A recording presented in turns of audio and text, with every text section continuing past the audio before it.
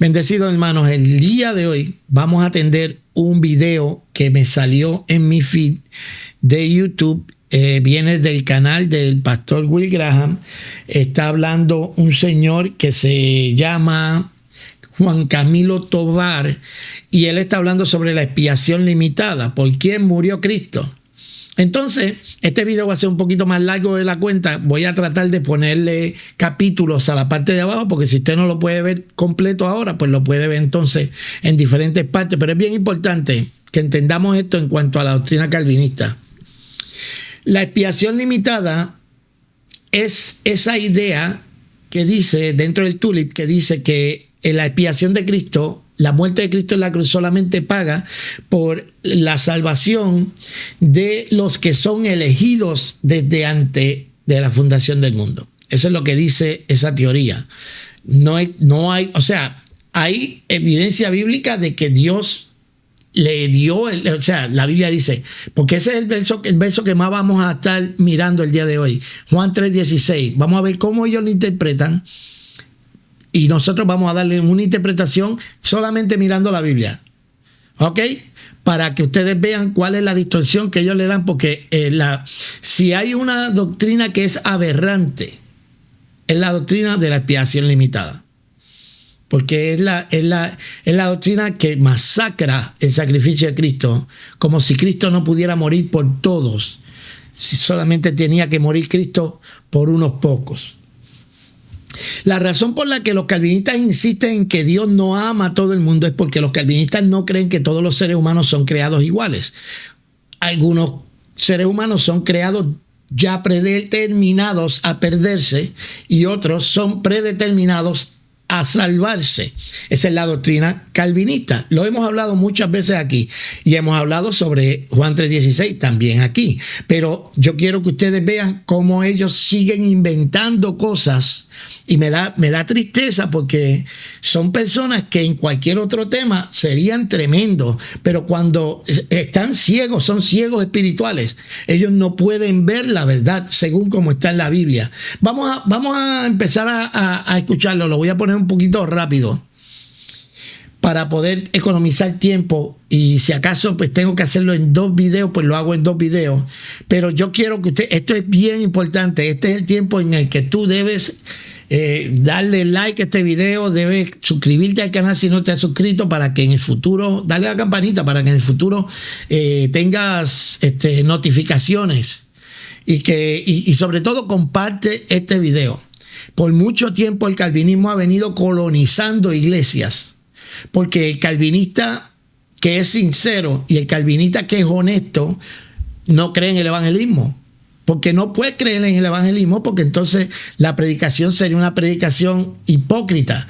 Tú le estarías mintiendo a la mayoría de la gente diciéndole que Cristo les ama y que Cristo quiere salvarlos. ¿Ok? Desde ese punto de vista, tenemos que empezar por mucho tiempo los calvinistas han venido subiendo y metiéndose dentro de la iglesia, dividiendo iglesias y haciendo todas esas cosas. Así que te voy a pedir que compartas este tipo de contenido para que la gente pueda ver la verdad sobre esto que está pasando. Vamos a buscarlo aquí. Ya lleva 23 minutos dentro del video. Si usted quiere ver el video completo, vaya a la página del pastor Will Graham y allí puede encontrarlo en los vivos, en los en vivos, ¿ok? No están en la lista de videos, sino que está en el en vivo. Ok, vamos a entrar aquí, vamos a tratar de escuchar un poco. Voy a tratar de no interactuar mucho con él, cuestión de economizar tiempo, y después entonces hablamos nosotros de lo que queremos hablar. Lo que quiero llegar es a cuando hablan de Juan 3:16. Después vamos a atender los otros versos que ellos están utilizando, pero vamos a atender específicamente Juan 3:16 el día de hoy. Amortiguaba la ira de Dios y que hacía que los hombres pudieran estar en paz con Dios cuando estaba todo este sacrificio de animales, cuando estaba, todos estos ritos en el templo. La idea de ese sacrificio era una idea de sustitución. Yo creo que cuando nosotros entendemos que la expiación es sustitución, entonces vamos a... Ok, déjame ponerlo en... Él está tratando de dar la idea de lo que es sustitución. En eso nadie tiene ningún tipo de contradicción con él. La única contradicción que tenemos con él es cuando cuando él empieza a... Él hace unas declaraciones que no se sostienen ni siquiera por la lógica, ¿no? O sea, no tiene sentido lo que está diciendo. ¿Por qué? Porque el gran ausente dentro de todo su discurso va a ser la fe. Porque para los calvinistas la fe no es importante. La fe es algo que es como... La fe en el calvinismo es como un trámite. ¿Entiendes? Es como que, ok, tienes que creer para llenar un blanco. Tenemos una lista y bueno, tienes que llenarlo ahí. Pero la fe, él va a ser el gran ausente de la explicación de este pastor. Empezar a tener más una mentalidad de expiación limitada más que de universalismo. Porque la sustitución nos está hablando justamente de que Cristo si muere por mí, entonces ese perdón es efectivo, ese perdón es eficaz. Si nosotros quitamos la palabra sustitución, entonces ahí ya podríamos llegar a tener un pensamiento más universalista. Pero veamos cuáles son los beneficios de la expiación y de esa expiación sustitutiva, de ese sacrificio sustitutivo. Primero, por causa de la muerte de Cristo somos justificados. Por causa de la muerte de Cristo nosotros somos merecedores a la promesa de santificación. Por el sacrificio sustitutivo de Jesús nosotros podemos tener la redención, podemos tener, o se ejecuta la propiciación y la reconciliación. Todo esto son beneficios que produce la expiación. Si Cristo muere por alguien, esa muerte, esa sangre es muy, muy poderosa. No podemos pensar que la sangre de Cristo no produce ningún efecto cuando se derrama, si se derrama sobre alguien específicamente. Si la sangre de Cristo se derramase por todos los hombres y todos los hombres no llegasen a ser justificados, santificados, reconciliados, redimidos y a disfrutar de la propiciación, entonces la sangre de Cristo no tendría tanto poder. Una de las cosas que se... Vamos a... ¿Qué te digo? ¿Dónde está la fe? ¿Dónde está la fe? Si la Biblia dice que somos salvos por la fe en el sacrificio de Cristo, ¿dónde está la fe? Entonces, si hay un requisito, lo que está diciendo este pastor es una falacia. Señor Juan Camilo Tovar, es una falacia. Es un invento para justificar una conclusión que ya usted tiene. Déjame acomodar esto aquí, que está medio... No quiero que sigan viéndose nombres y cosas ahí, sino que quiero que se vea solamente al pastor. Ya vemos que es que te digo, ¿por qué no decir la verdad? ¿Por qué no decir la verdad? ¿Por qué no decir, bueno, mira, la realidad es que Cristo murió, pero para poder acceder a esa salvación hay que tener fe? Eso es lo que dice la Biblia, somos salvos por fe. O sea, somos salvos por gracia por medio de la fe. Entonces, él está diciendo como que Cristo murió y ya Cristo murió y es automática la salvación de los elegidos sin que tengan que tener fe. O sea, ya la salvación es automática, sino que la fe es solamente un trámite. Seguimos. Negocia con el universalismo es el poder de la sangre de Cristo, porque entonces la sangre de Cristo no tiene el poder de santificar.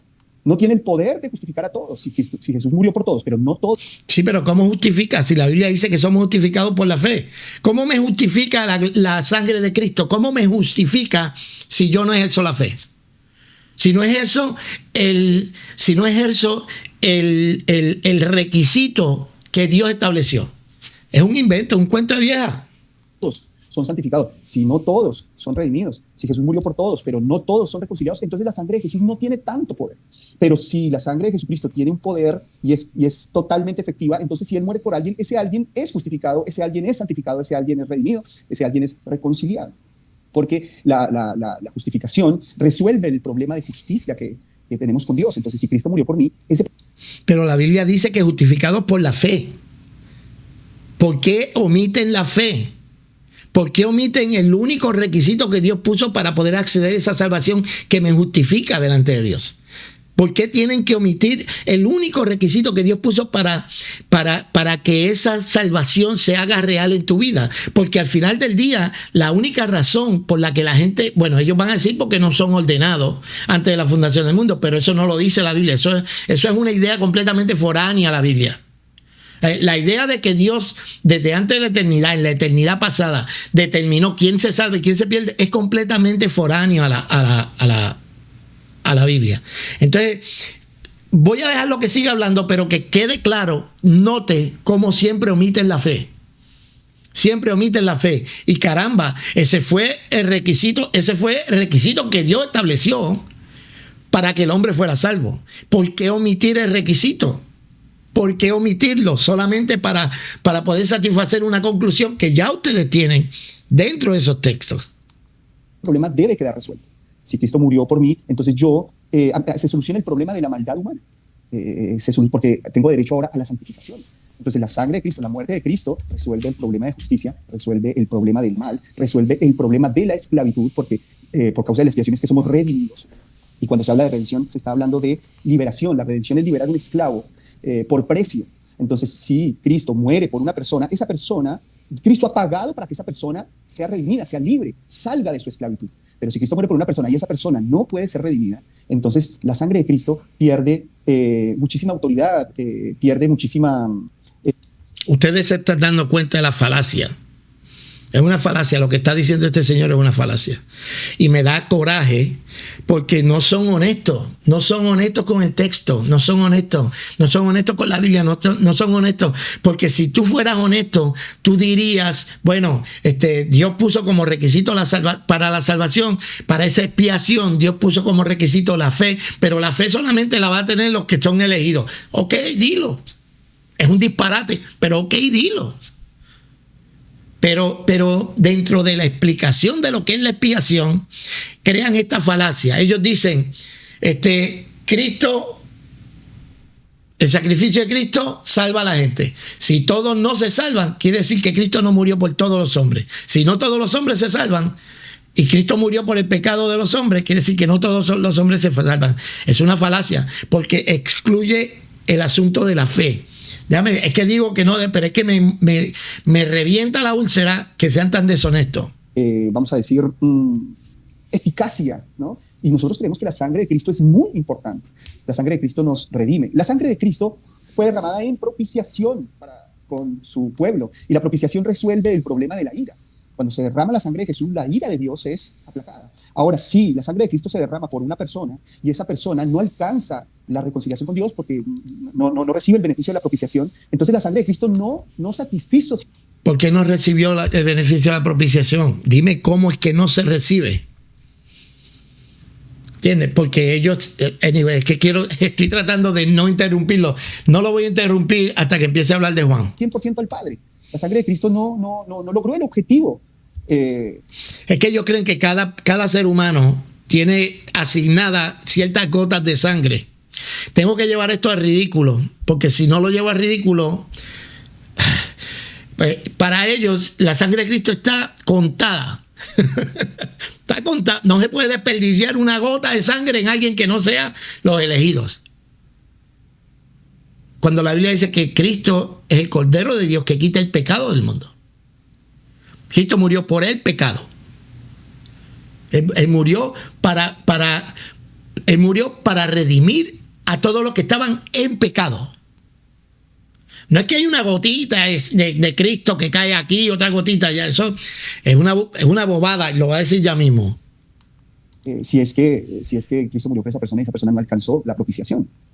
Y junto con la propiciación, bueno, la reconciliación que resuelve el problema de la enemistad natural que todo hombre tiene contra Dios. Todo hombre es enemigo de Dios por naturaleza. Bueno, ya sabemos cuál es el principio que él quiere enseñar. Es que si Cristo murió por todo y no todos se salvan, pues quiere decir que Cristo no murió por todo. O la sangre de Cristo sería ineficaz. Evadiendo a toda costa el asunto de que Jesús dijo que lo dijo Jesús, lo enseñó Jesús, para que todo aquel que en él cree sea salvo. Entonces, la Biblia dice, el apóstol Pablo después repite y dice que somos justificados por la fe. Pero ellos omiten la fe porque a ellos no les interesa hablar de la fe, porque si hay un requisito, entonces se le cae todo el andamiaje teológico que ellos tienen.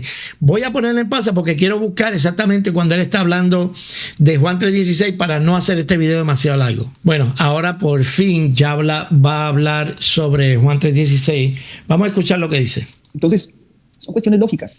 Sé que la gran objeción de de la expiación limitada es Juan 3:16, donde se nos dice que de tal manera amó Dios al mundo que envió a su Hijo unigénito para que todo aquel que en él crea no se pierda, mas tenga vida eterna. Sin embargo, ese texto no nos está hablando de una salvación en términos numéricos o en términos cuantitativos, sino en términos étnicos, ¿no? Cuando dice Juan que Dios, de tal manera amó Dios al mundo, está hablando de que la salvación salía de las fronteras de Israel. Recordemos, si nosotros leemos la Biblia con una mentalidad. Ahora, la pregunta es si de tal manera amó Dios al mundo, de qué manera amó Dios al mundo. Vamos a ver todo eso más ahorita. Simplemente quiero que usted vea el texto bíblico, vea la explicación que le está dando y usted entienda algo. Déjame dejar esto claro. De aquí en adelante, lo que está diciendo este pastor es, cuando usted esté viendo el texto bíblico, hágame... Este es como si, yo voy a hablar como si yo fuera este pastor. Mira, de aquí en adelante yo te voy a dar una explicación. No, cuando tú leas el texto, no creas lo que dice el texto, cree lo que digo yo. ¿Ok? Cree lo que digo yo, porque el texto dice una cosa, pero el texto está equivocado. El texto no quiere decir lo que el texto obviamente quiere decir cuando se dé en su contexto. Escúchame a mí, esto es lo que está diciendo este pastor. Así que vamos a la pantalla secundaria, vamos a verlo. Occidental y moderna, pues claramente vamos a entender otra cosa. Es necesario que nosotros, en una interpretación saludable de las escrituras, nos introduzcamos en el contexto cultural en el que fue escrita, ¿no? Que nos metamos en el contexto, bueno, no solamente en el contexto gramatical, sino en el contexto histórico, y nosotros de alguna manera pensemos como un hombre del primer siglo, como un judío del primer siglo, y metiéndonos en ese papel, metiéndonos en esa cosmovisión, vamos a entender por qué Juan habla aquí o utiliza aquí la palabra mundo. Para los judíos, la inclusión de un gentil al pueblo de Dios era algo totalmente abominable. Nosotros hemos leído el texto donde Pedro llega a la casa de Cornelio y Pedro le dice a Cornelio, ustedes saben cuán abominable. Ok, dice que es abominable. Perfectamente, ahí nadie está peleando por eso. La pregunta de los 64,000 chavitos es, ¿cómo cambia eso el hecho que diga que Dios amó al mundo? ¿Acaso el mundo no son las personas que viven en el mundo? Porque la distinción que él va a hacer ahora es, no es que Dios amó nada más que a los judíos, sino que también amó a los gentiles. Eso es lo que diría cualquier persona sensata. Pero él no va a decir eso. Él le va a dar 10 vueltas para tratar que el texto diga una cosa distinta a la que dice. No atiende el asunto del amor de Dios, no lo atiende. No atiende el asunto de que hay una condición para ser salvo y es creer en Él. No lo va a hacer. No lo va a hacer. Porque calvinista que se respete no va a ser intelectualmente honesto. Se lo estoy diciendo. Todavía no he encontrado uno que sea intelectualmente honesto. Es para un varón judío entrar en la casa de un gentil. Pero yo estoy aquí porque Dios me dio la orden, pero ustedes saben, para nuestra cultura, lo que significa un gentil, entrar en la casa de un gentil es abominación, es abominable. Entonces los judíos no les entraba en la cabeza que un gentil fuera parte de las promesas hechas a Abraham, fuera parte de las promesas hechas a los patriarcas, que recibiera las bendiciones de las promesas del reino davídico. No había ninguna posibilidad.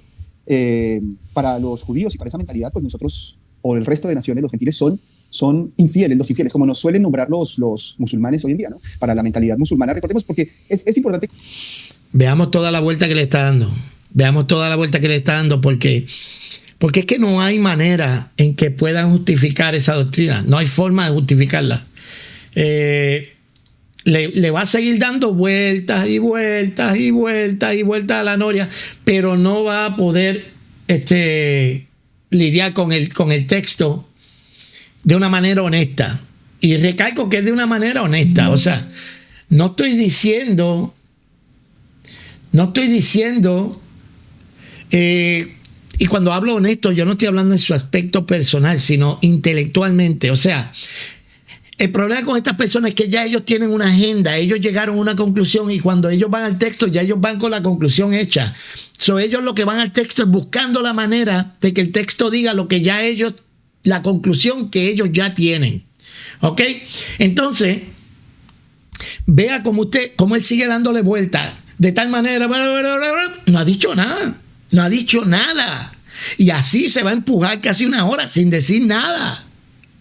No ha dicho nada, no ha dicho, espérate, pero Dios ama a todo el mundo.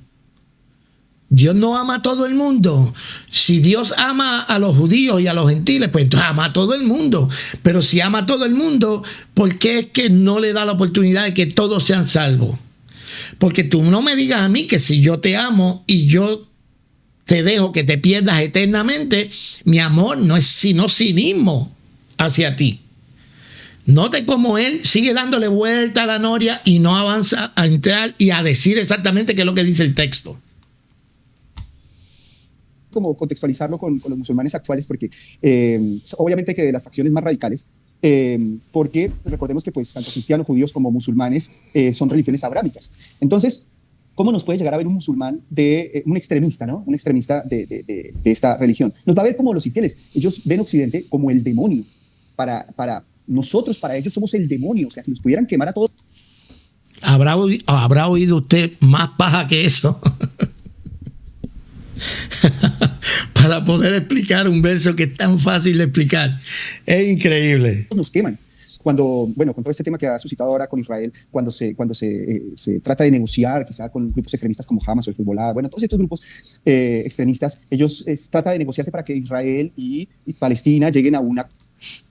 Todo eso que está diciendo no tiene ningún tipo de relación con el tema. Él está hablando mucho para llenar el espacio, pero él no está diciendo nada. Él no está teniendo el texto. Él no está atendiendo el tema. Me está hablando de los musulmanes ahora.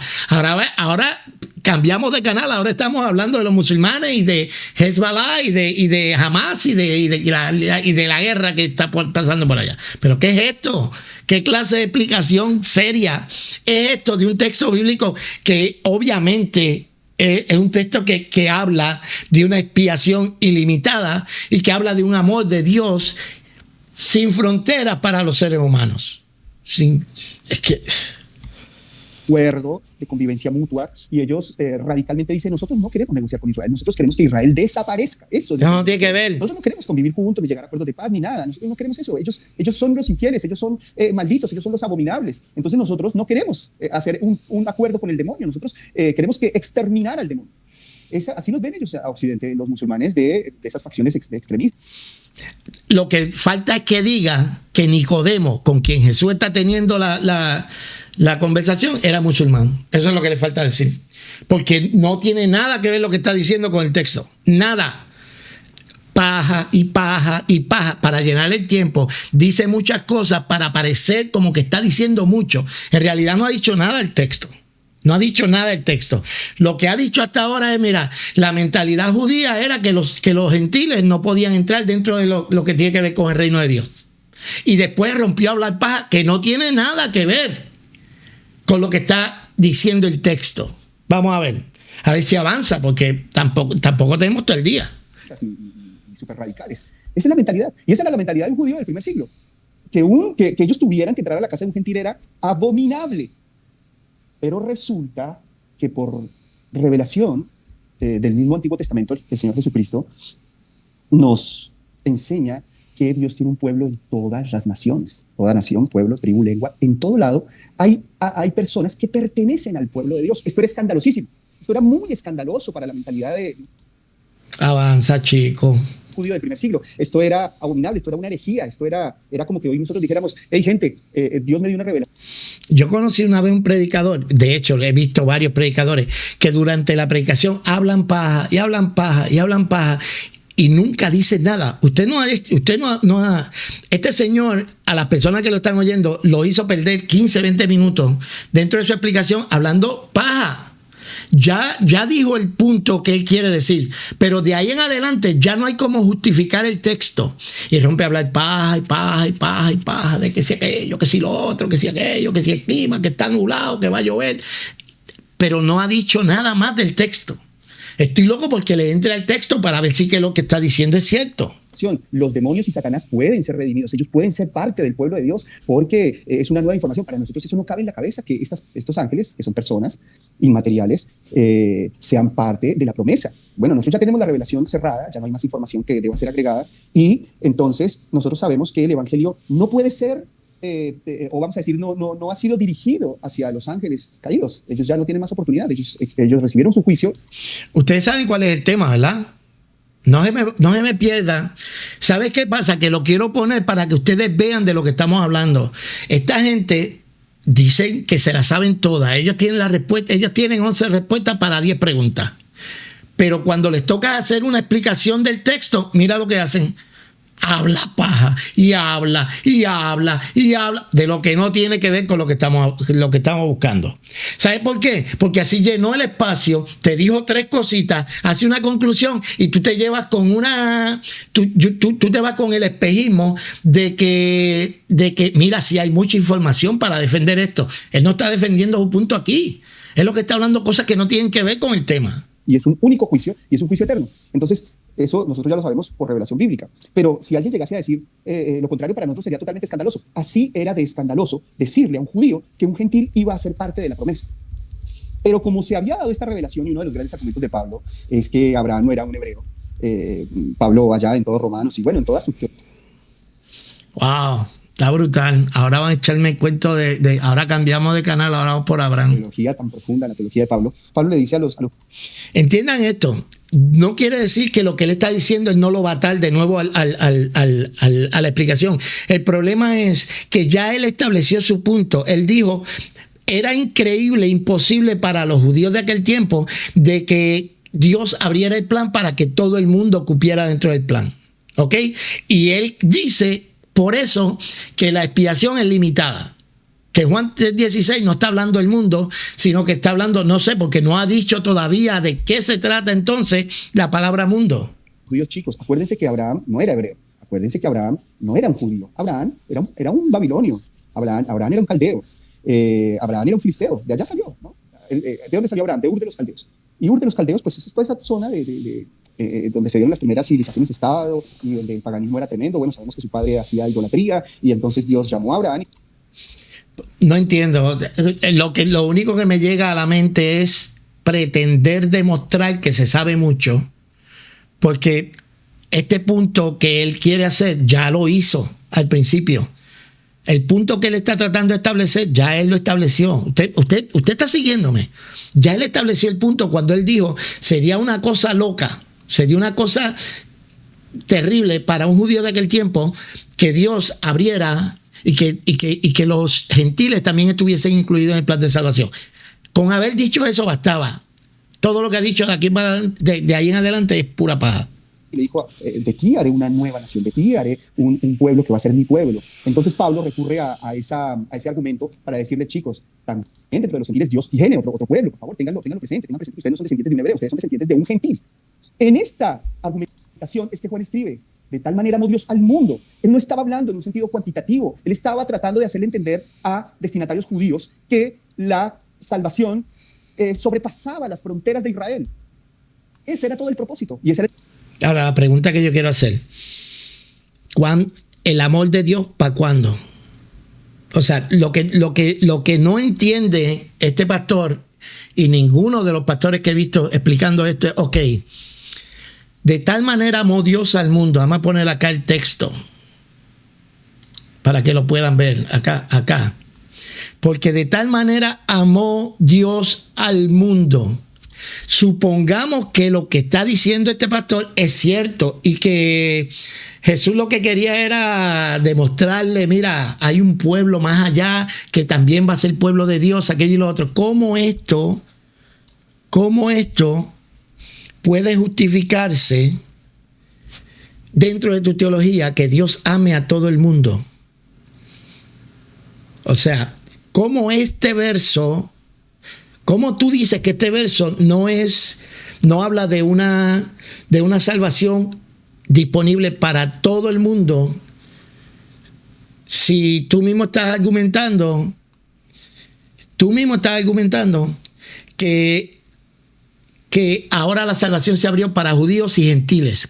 ¿Qué otro grupo existe? Entonces tienes que admitir, pero en su orgullo calvinista no le va a dar el carácter para admitir, caramba, mano, es verdad. Mira, la verdad es que Dios ama a todo el mundo, pero si él dice eso, entonces se atentaría contra el carácter de Dios, porque si Dios ama a todo el mundo, ¿por qué no le da la oportunidad de salvación a todo el mundo? Por eso tienen que mantener este verso, descuartizarlo, hablar bobadas de él, porque no pueden con el texto, no pueden calarse cuál es la importancia y lo que el texto en realidad está diciendo. Todavía no ha atendido el amor de Dios. Todavía no ha atendido el amor de Dios por el mundo. Vamos a ver lo que él dice del mundo. El propósito de Pablo, y en los textos que parecen ser contrarios, lo que se está haciendo énfasis es en eso, la inclusión gentil. Pero el texto no tiene una intención cuantitativa, tiene una intención étnica. Y yo pienso que en ese contexto cultural se apaga. Pero ¿y cómo tiene cómo es que tiene una intención étnica? No, o sea, esa es la cuestión. Ellos tiran esa frase. Eso es lo que tiene una intención étnica. ¿Qué es lo que quiere decir eso? Que Dios iba a salvar a los gentiles y a los judíos. ¿Qué otro grupo hay? ¿Qué otro grupo hay? De tal manera amó Dios a los gentiles y a los judíos. Dale. A menos que no. Bueno, anyway. Haga toda discusión. Porque es demasiado claro y es demasiado contundente. Entonces. Que es demasiado contundente.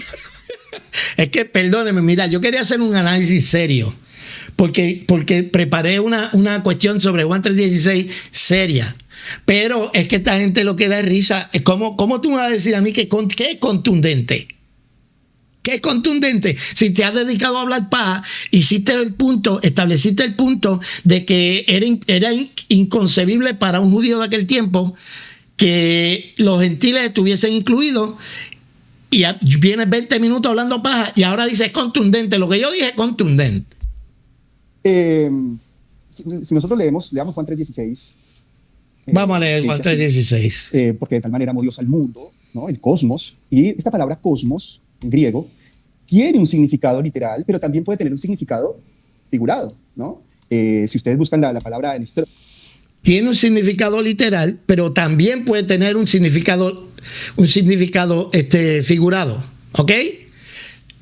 Lo que él quiere decir ahí, aquí Dios no está hablando de manera literal, ¿ok? Mira, escucha lo que está diciendo. Y cómo es su uso en griego, es un uso, se le puede dar un uso literal y también se le da un uso figurado. Se le puede dar un uso literal y también se le puede dar un uso figurado. Pero como para que encaje dentro de su teología, él prefiere darle un significado figurado, aunque el resto del texto no sea figurado. Ok, piensa en esto. Si mundo no es mundo, sino que es lenguaje figurado, ¿quién determina que Dios envió a su único hijo? Eso también es figurado. Dios no mandó a su hijo. Dios mandó a otro, pero figurativamente de eso es lo que está hablando. El lenguaje figurado no está hablando del hijo, porque son caprichosos en la interpretación. Eso que acaba de decir este señor es un capricho. Es un capricho para poder justificar una conclusión que ya tienen en su cabeza. Escucha lo que sigue diciendo. ¿No? Todas las lenguas tienen estas características. Y esta palabra aquí tiene un uso figurado, no es un uso literal. Es figurado, la palabra tiene un uso figurado, todo lo que está diciendo ahí. Entonces, porque si él tiene la licencia, la tengo yo también. ¿Por qué es un uso figurado? ¿Por qué es un uso figurado? A ver, porque de tal manera amó Dios al mundo. Eso es figurado. O sea, Dios no amó al mundo, Dios amó, no sé, a los gentiles y a los judíos. es que me parece irrisorio la manera en que esta gente nos quiere engañar. Entonces, que dio a su único hijo, al unigénito, ¿eso también es figurado? No, eso no es figurado, eso es literal. Entonces, ¿de dónde tú sales con que el mundo es figurado, pero el hijo es literal? Para que todo a quien él cree no se pierda. Eso perderse. Esa cosa de perderse, ¿es literal también? ¿O es figurado? Ustedes las licencias que se dan para poder justificar sus doctrinas. Vamos a seguir viendo esto. Clarísimo que no es todo el mundo. nosotros tenemos Es clarísimo que no es... Ay, Padre amado, cómo está la manipulación. Es clarísimo que no es todo el mundo. ¿Dónde está clarísimo en el texto que no es todo el mundo? ¿Dónde está clarísimo que no es todo el mundo? Ay, texto donde usa la misma palabra en griego, en Lucas 2:1, donde dice lo siguiente: aconteció en aquellos días que se promulgó un edicto de parte de Augusto César, que todo el mundo fuese empadronado. Este primer censo se hizo siendo... Voy a buscar Lucas 2:1. Déjame buscar aquí en la Biblia. Lucas 2:1. Vamos a ver el verso que él está hablando. Lucas 2:1. Ok. Ok. Vamos a ver lo que él dice. Gobernador de Siria.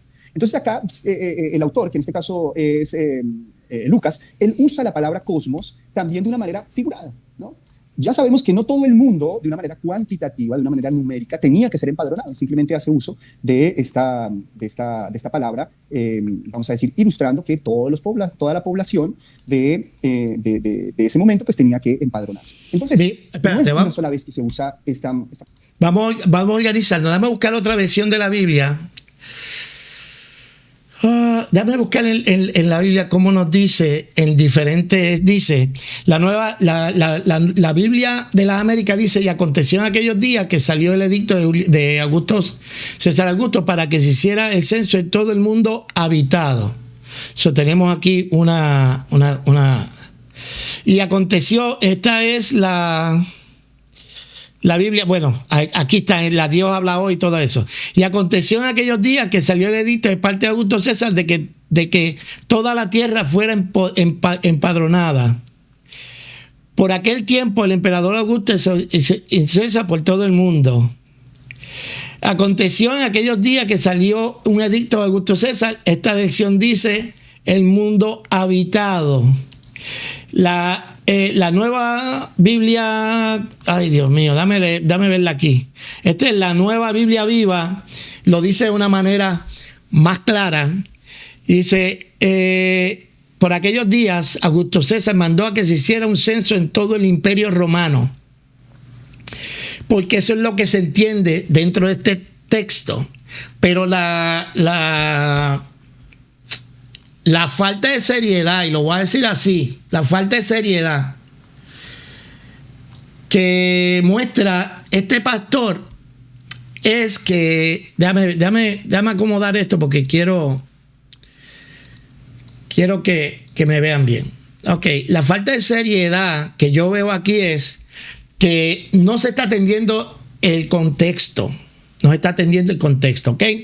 Él dice, bueno, pues como aquí el mundo, obviamente, como aquí el mundo está hablando solamente del Imperio Romano, pues quiere decir que acá el mundo no se está hablando de todo el mundo, sino que se está hablando de no sé qué es porque todavía es la hora que no ha dicho de qué se refiere el mundo. Vamos a escucharlo. Palabra de manera figurada. Y además que, como dije, nosotros tenemos que entender la intención del autor. Tenemos que entender la intención del autor y hacia quién estaba destinado el texto. Entonces es muy claro. Él sigue diciendo, mira, esto es una estrategia. Y yo quiero que nadie se llame engaño. Esto es una estrategia. El decir algo y decirle muy claro y sigue moviéndose para otra cosa. El que está oyendo, después toda la paja que está diciendo, el que está oyendo se queda con, es muy claro. Pues sí está claro. Mentira, no está claro. ¿Cómo va a estar claro? ¿Cómo va a estar claro? O sea, aquí está hablando, es que, ay Dios mío, mano. Aquí está hablando de Dios. Aquí está hablando de César Augusto. Es el detalle que se le olvida al amigo. Que aquí no están hablando de la misma persona y que aquí estamos hablando de un mortal y en la manera en que se está expresando, yo puedo entender que cuando dice mundo, de lo que está hablando es del Imperio Romano. ¿Ok? Yo eso lo puedo entender bien. No quiero buscar la Biblia. Déjame ver si encuentro la Biblia aquí. ¿Cuál es este? Déjame ver. Ese es Lucas 2:1.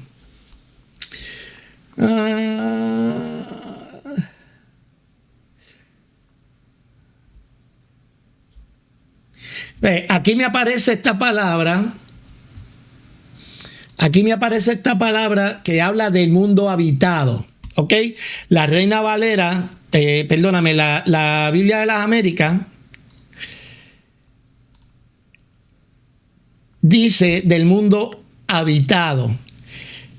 Y por supuesto, siendo Augusto César el que lo dijo, reconociendo el contexto histórico, pues entonces podemos llegar a la conclusión de que de lo que está hablando Augusto César es del mundo habitado por el Imperio Romano, ¿ok?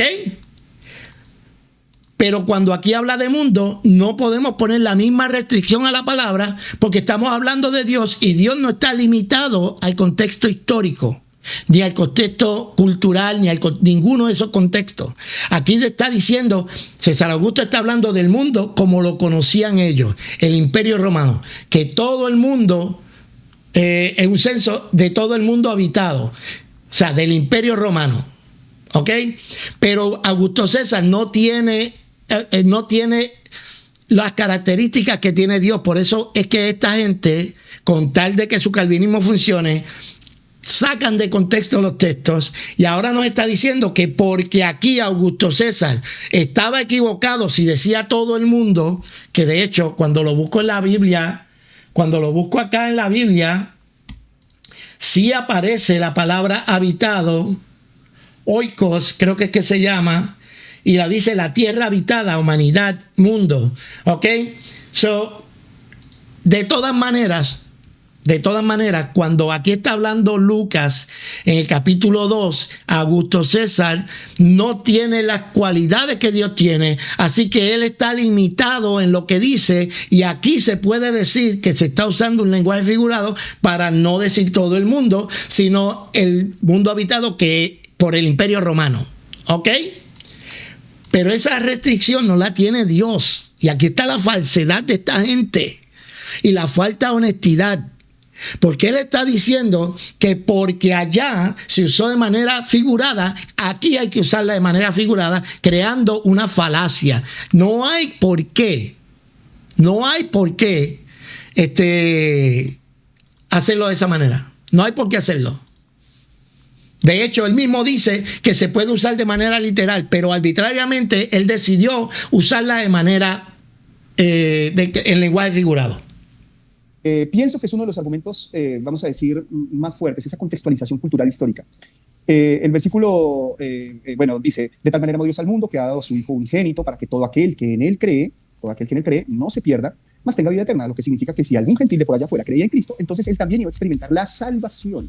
En ese momento, la cosmovisión de la salvación era establecer el reino político de Israel, destruir a sus enemigos y vivir en paz en la tierra. Ustedes notan la deshonestidad. Es una deshonestidad intelectual. Él no puede decir cualquier persona por otra parte del mundo. Tiene que hacer la aclaración de que son gentiles. Pues tiene que ser gentil, caballo, porque es que solamente existen dos grupos.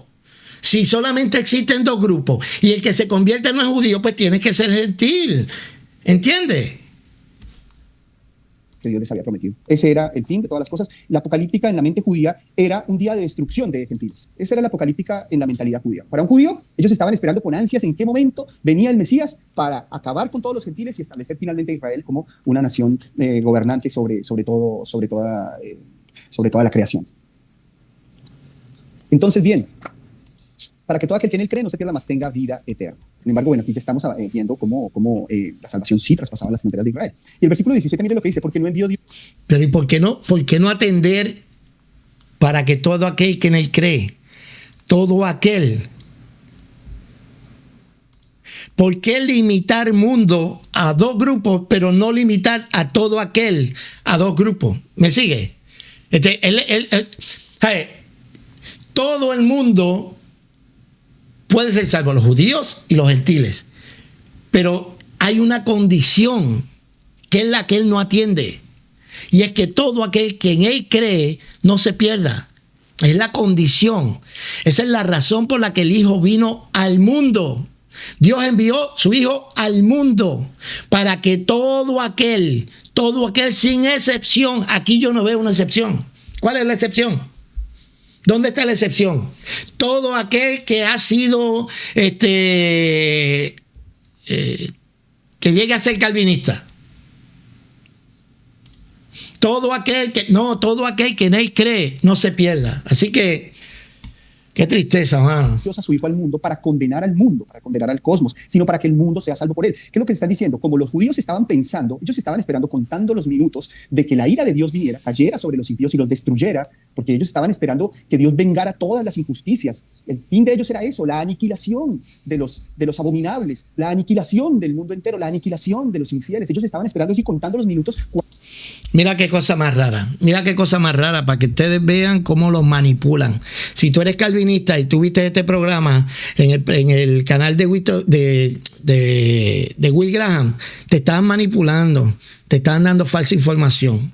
Fake news, eso es fake news. Mira esto, porque de tal manera amó Dios al mundo, supuestamente mundo, no es mundo, sino que son elegidos. Porque acuérdate que ellos dicen que Dios no ama a todo el mundo, solamente ama a los elegidos. Dicen que no ama a nadie. O sea, ellos dicen que Dios no ama al pecador, lo cual incluye a todos los seres humanos de Adán para acá. Y Dios lo amó de tal manera al mundo, a los elegidos, que dio a su único hijo para que todo aquel elegido que crea en él no se pierda, mas tenga vida eterna. Porque Dios no envió a su hijo a los elegidos para juzgar los elegidos. Dime si esto no es un sinsentido. Dime si esto no es un sinsentido. Pero él no atiende nada de eso, porque lo de él es de alguna manera milagrosa llegar hasta la conclusión de que Dios no ama a todo el mundo, por lo tanto solamente murió por algunos. Vamos a darle rápido que ya tengo 10 minutos y nos vamos. ¿Cuándo Dios va a vengarnos?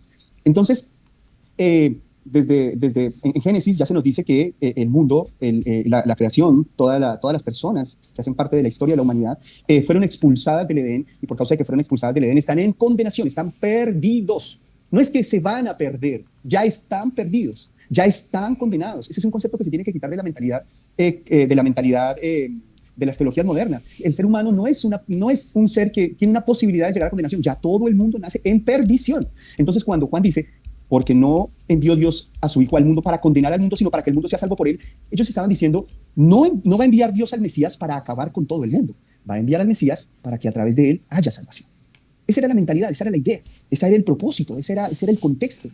Ellos estaban esperando aniquilación total. Y entonces Juan dice, no, chicos, Dios va a enviar ese Mesías.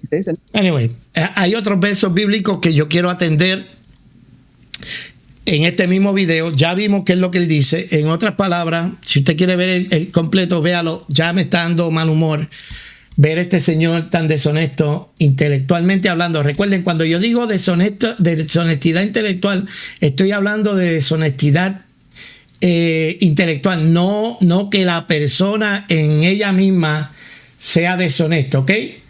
Posiblemente una persona muy buena, pero cuando tiene que ver con el calvinismo, esta gente tienen toda su vida corre alrededor del calvinismo, y es dificilísimo poder razonar con gente así, porque están ciegos espirituales.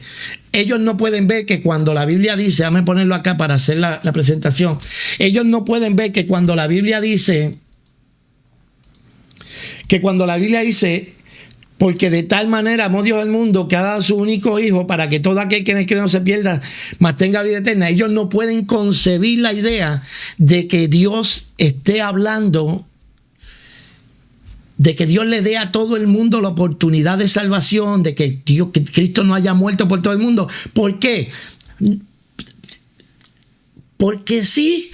O sea, no hay manera alguna para justificar tal forma de pensar. No hay manera alguna para justificarla. Simplemente, pues ellos quieren ser los únicos que se salven y los únicos que son dignos del amor de Dios. Y tengo que hablarlo así porque es que son muy, muy deshonestos. Ok, vamos a ver esto rapidito. Aquí está el texto Juan 3:16. Pero vamos a leer el verso anterior, porque hay algo bien importante, porque ellos sacan de contexto lo que están diciendo en Juan 3:16 para decir las pavadas que dijo este señor. Y no tengo, mano, yo no tengo respeto con la gente yo no puedo tenerle respeto a alguien que es intelectualmente deshonesto. Si yo noto que tú estás siendo intelectualmente deshonesto, no tengo ningún tipo de respeto por ti, ninguno. Ok. ¿Qué es lo que dice el verso 14 y 15? Dice, y como Moisés levanta, recordemos lo que es lo que está pasando. Dios le está hablando a Nicodemo de hay que nacer de nuevo, aquello y lo otro. Dice, versos 14 y 15. Y como Moisés levantó la serpiente en el desierto, así es necesario que el Hijo del Hombre sea levantado para que todo aquel que en él cree no se pierda, mas tenga vida eterna. Ok, ¿de qué nos estará hablando esto? Nos está hablando de Números capítulo 21 y versos 8 y 9. ¿Ok? ¿Y qué fue lo que pasó en esa escena bíblica? Dice, el pueblo empezó a murmurar, vinieron una serpiente y las serpientes empezaron a morder a la gente y la gente empezó a mover. La gente fue donde Moisés, se humilló la gente y Dios le dijo a Moisés lo siguiente. Y el Señor le dijo a Moisés, hazte una serpiente abrasadora y ponla sobre un asta. Y acontecerá que todo el que sea mordido la mire, vivirá. Cuando todo el que la culebra lo muerda y mira a la serpiente, vivirá. Y Moisés hizo la serpiente de bronce y la puso sobre un asta. Y sucedía que cuando la serpiente mordía a alguno y éste miraba a la serpiente de bronce, vivía. ¿Ok? Entonces, ¿qué estamos viendo aquí? ¿Qué nos está diciendo Juan? Porque acuérdate, Jesús está hablando con Nicodemo de nacer de nuevo, y Nicodemo no entendía todas esas cosas hasta que llegamos a este verso. Esta era una historia muy conocida para el pueblo de Israel, ¿ok? Entonces Jesús ya nos dejó el modelo de cómo se ejerce la salvación, de cómo va a ser la salvación. Jesús dijo, y como Moisés levantó la serpiente en el desierto, o sea, de esta manera, de la manera en que Moisés levantó la serpiente en el desierto, es necesario que el Hijo del Hombre sea levantado para que todo aquel que en él cree no se pierda, mas tenga vida eterna. Ok, entonces aquí vemos la descripción. Yo quiero preguntarle a todos los calvinistas que quieran contestar, y si hay algún calvinista que quiere venir a discutir este tema en un video, dígamelo. Lo hacemos de una manera, yo no quiero debates, yo quiero que hablemos de ideas y de premisas. Ok, yo no quiero un debate, yo lo que quiero es que tengamos una conversación. Yo quiero que me digan dónde en el Número capítulo 21 dice que no todos los que miraban a la serpiente se salvaban. No, todos los que miraban se salvaban. Había una distinción entre quienes podían mirar y quienes no. No. Todos los que habían sido mordidos por la serpiente cualificaban para poder mirar a la serpiente. El que estaba sano no tenía que mirarla, pero todo el que había sido mordido por la serpiente cualificaba para ser sano y tener vida. ¿Ok? Aquí en el episodio o sea, en el episodio no, porque esto no es una película, pero en lo que nos dice el Número 21, aquí no hay distinción. Todo el que había sido mordido por la serpiente miraba y se sanaba. Ok, y sigue hablando Jesús y le dice, porque de tal manera amó Dios al mundo. Y ahí vemos de tal manera. ¿De qué manera fue que Dios amó al mundo? Hay gente que piensa que esto está hablando de cantidad. O sea, Dios amó al mundo mucho. Mira cómo mucho Dios amó al mundo. No, Dios no, eso no es lo que está diciendo. De lo que está hablando es de la forma en que lo dijo. La palabra que se utiliza está aquí, se llama autos, algo así en ese sentido. Y lo que quiere decir de esta manera, así también, igualmente, de este mismo modo. O sea, no está hablando de la cantidad de amor que Dios mostró, sino de de la manera en que Dios lo mostró. Entonces, ¿cómo fue que lo mostró? Dios lo mostró que ha dado su Hijo unigénito. Y cuando vemos Juan 3:16, hay una conexión directa con lo que pasó en el libro de Números. Porque Dios dio a su Hijo unigénito. En el desierto, Dios puso una serpiente sobre un asta. Sígame con esto, que esto es importante. Porque de tal manera, ¿de qué forma Dios amó al mundo? Que Él dio a su único Hijo. De la misma manera en que se puso una serpiente en un asta, Dios puso un Hijo. Puso a su Hijo. Y entonces vemos que todo este texto de Juan, capítulo 3, verso 16, está relacionado con lo que venía diciendo en el verso 15. Y está hablando de que de tal manera Dios amó al mundo, que de la misma manera en que se puso un asta a lo alto para que todo aquel que en Él cree no se pierda, mas tenga vida eterna. Entonces, todo esto tiene sentido. ¿De qué manera Dios amó al mundo? Dando a su Hijo de la misma manera que se puso un asta para que todo aquel que en Él cree no se pierda, mas tenga vida eterna. La pregunta a los calvinistas sería, de los que pasó en Números capítulo 21, ¿quién no se podía salvar? Solamente el que no miraba. Lo podía morder la serpiente, pero si miraba, todo aquel que miraba. Y sucedía que cuando la serpiente mordía a alguno y miraba a la serpiente de bronce, vivía. Porque de tal manera amó Dios al mundo para que todo aquel que en Él cree no se pierda, mas tenga vida eterna. O sea, el problema con los calvinistas es que siempre, constantemente están evitando y evadiendo este asunto de la fe. Constantemente. Para ellos la fe es un trámite, no es importante para la salvación. Ahora seguimos. Entonces, porque Dios no envió a su Hijo al mundo para condenar al mundo. Escúchame, independientemente de lo que dice este señor, de que si eso eran dos grupos étnicos, la Biblia es clara. ¿Por qué ellos quieren que tú no creas lo que estás leyendo? Ellos no quieren que tú creas lo que estás leyendo. Tú estás leyendo que de tal manera Dios amó al mundo. Pero no, eso no es literal. Pues entonces no lo amó de manera literal, no envió su Hijo de manera literal.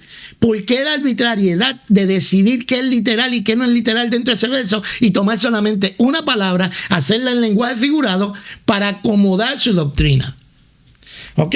Porque Dios no envió Dios a su Hijo al mundo para condenar al mundo, sino para que el mundo sea salvo por Él. Sin distinciones, no hay distinciones. Aquí no existen distinciones. Aquí no dice el mundo menos aquellos. Hubiese sido tan fácil de decir los elegidos, pero no, Dios no vino a condenar al mundo. El mismo mundo que está acá, el mismo mundo que Dios amó. Y es el mismo mundo que va a ser salvo por Él. Pero esta gente omiten ese detalle. Y sigue diciendo, el que cree en Él no es condenado, pero el que no cree en Él ya ha sido condenado porque no ha creído en el nombre del unigénito de Dios. Pero yo quiero que ustedes vean cómo es que esta gente, dentro de su falsedad y su ceguera espiritual, leen este verso. El que es elegido desde antes de la fundación del mundo no es condenado. Pero el que no es elegido desde antes de la fundación del mundo ya ha sido condenado, porque no fue elegido desde antes de la fundación del mundo. Y esa es la manera en que esta gente lee la Biblia. Esta es la forma en que esta gente lee la Biblia. Conclusión, el pastor, se me fue el nombre, el pastor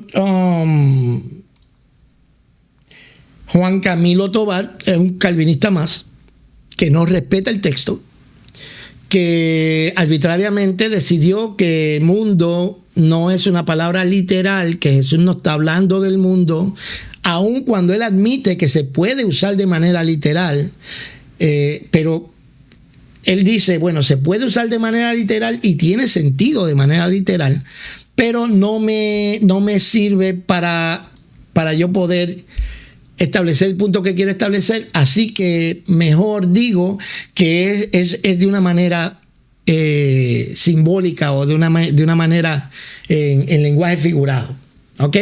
Y eso es lo que está pasando dentro de este video. Tengo otro video de este mismo señor en ese mismo video y vamos a estar atendiéndolo cada uno de los versos. El señor, honestamente, me parece muy deshonesto intelectualmente. La explicación que dio es horrible, es fatal, porque no atendió nunca el amor de Dios. Él dice, Dios, Cristo, ahí claramente dice que Cristo no murió por todo el mundo. No está hablando de todo el mundo. O sea, de lo que está hablando es de la expiación limitada. Entonces dice, bueno, déjame argumentar contra Juan 3:16. No dijo nada. ¿Qué dijo?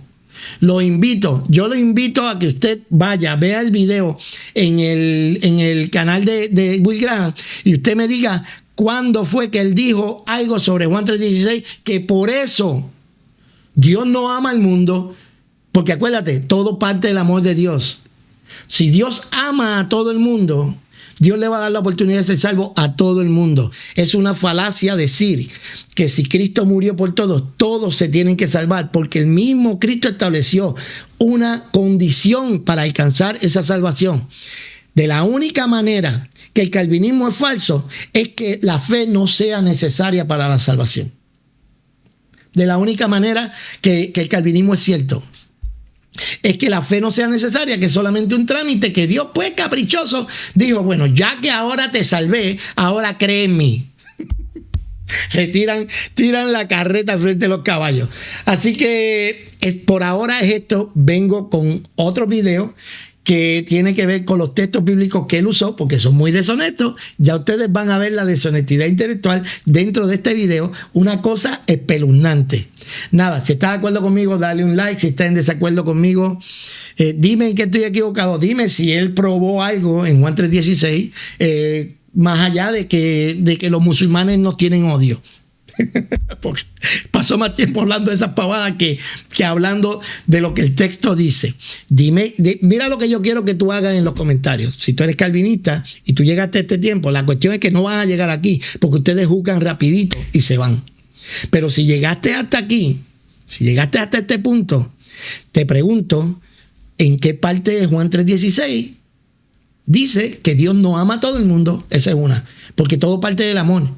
Porque si Dios ama a todo el mundo y no le da la oportunidad de salvarse a todo el mundo, entonces eso es un Dios cínico. Que entonces sí que el calvinismo es una falsa. Nada, pero ya me extendí suficiente. Nos vemos en los comentarios. Ahí te la dejo para que la pienses.